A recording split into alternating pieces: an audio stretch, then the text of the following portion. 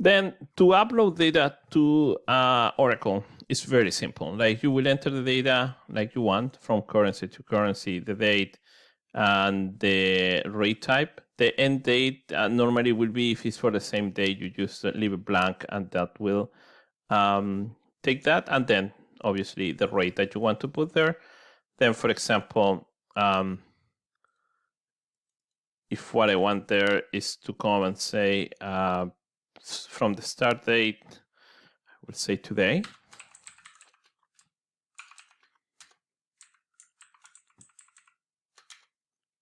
And then I have that corporate. Then I can go here, application interface wizard, upload. That what we'll do, we'll send this to the interface table. We'll leave them in status pending. If you see here, I have the batch number 9233, and that I will use now when I submit the concurrent program. I could come here, say batch number 9233, say OK, say submit. You see here I have the request ID 4A8, view request.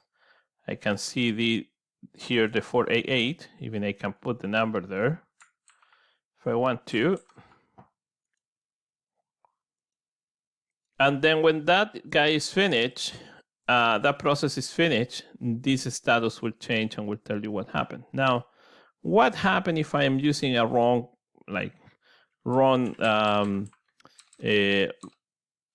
rates or wrong values? And then here we'll put anything, and then something that doesn't make any sense. And you try to upload this to Oracle. This is very important also that you know that will be validations happening there, and then will tell you when you have an issue and when things are not looking good. Then if I press here forms, you will see that here in that form also you will be able to see the different lists of values that you have in Oracle, including also you can choose the date, etc. And then you can validate the data before even it's uploaded to Oracle. Then that is also important to know. Just clean up this for now. And then when these guys are finished, if you see here, I go to concurrent processing, I can press refresh. And then when they are finished, the wizard will just bring me back the status that they are. And if they are all accepted, we are all good. And then now if I go to Oracle, or even here, I could download them using the tool with the custom query. We'll say download from sheet data. Then I have that query.